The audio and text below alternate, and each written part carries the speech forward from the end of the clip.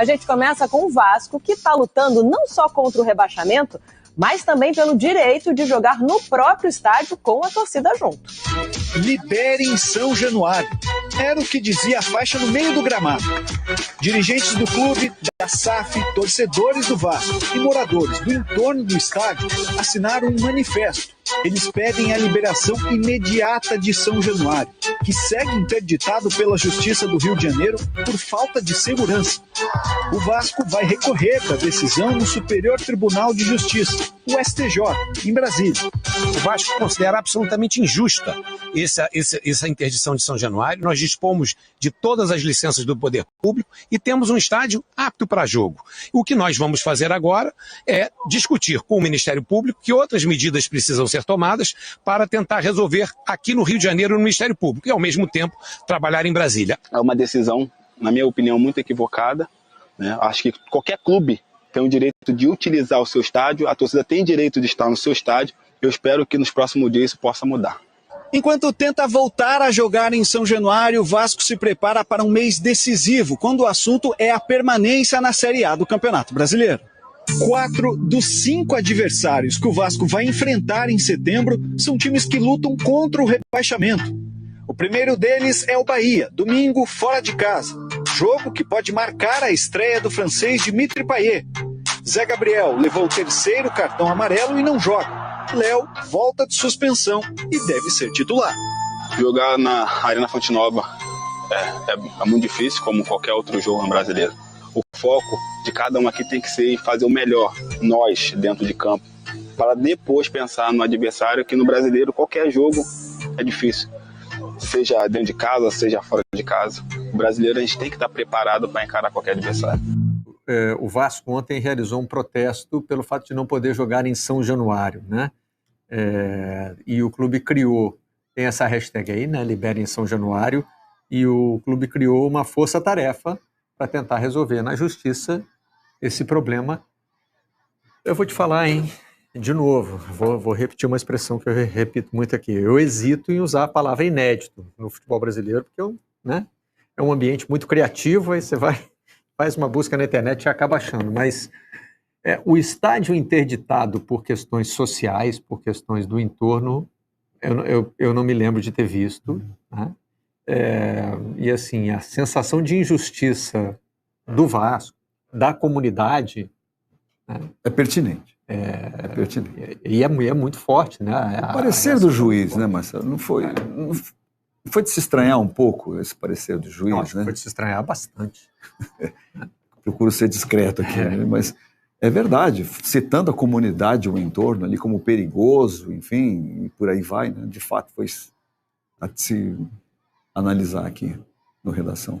Acho que o Vasco está certo de tentar reverter essa decisão da justiça, porque essa avaliação, de fato, aí talvez isso seja genética, né? Nós já discutimos aqui muitas vezes o fato de que o estádio é punido, né? Tem que fechar o estádio porque o estádio não é seguro. E aí depois acaba o período da punição e o estádio reabre exatamente como ele era antes, né? Quem puniu não cobra uma medida diferente, olha, o policiamento tem que mudar, né? O estádio continua lá o mesmo. Mas dessa vez parece que está se querendo uma punição definitiva para o estádio, a não ser que ele mude de lugar. Tem que arrancar São Januário dali e botar num lugar com condições sociais diferentes, o que também já traz aí um preconceito embutido, né? Pelo fato de estar naquele lugar, São Januário é diferente, né? Enfim, a gente está vivendo uma situação surreal com essa interdição de São Januário. E moramos numa cidade em que essa é uma das características do Rio de Janeiro, que é essa, né? Classes sociais, bairros sociais estão ligados, são vizinhos, né? E outra, né? A gente mostrou agora, o Bruno Lage faz uma reclamação, porque o meu time não descansa, aí vai olhar, ele descansa um pouquinho mais do que o adversário, na média. Também, no dia seguinte a essa decisão do juiz, foi só olhar um site, e é triste que a gente tenha isso, mas a função social é importante, né? Não é um site, é um perfil de rede social que monitora números de tiroteios, né? E Maracanã e Newton Santos têm números parecidíssimos com São Januário. Então, está longe de ser um problema exclusivo do estádio do São Vasco. Januário. Qual é o critério, então? Vai ser tão difícil revertir isso? Se a base legal é tão fraca assim? É isso que tem chamado a atenção. Tá difícil. Já era para o Vasco estar com o estádio liberado, né? E não é mais a determinação esportiva, né? Não é mais o STJD, é a Justiça Estadual.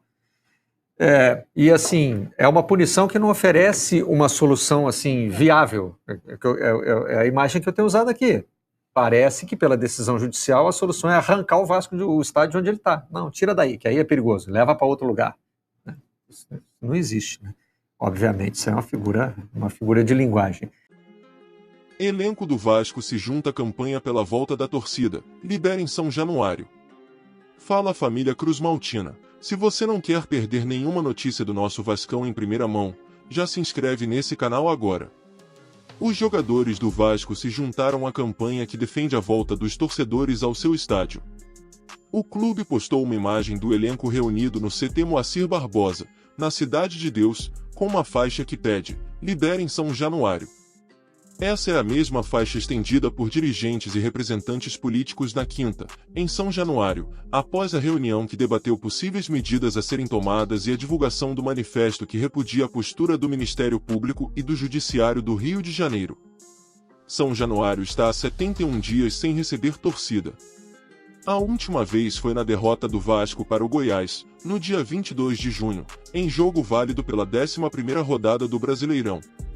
A partida terminou com episódios de violência e confronto com a polícia.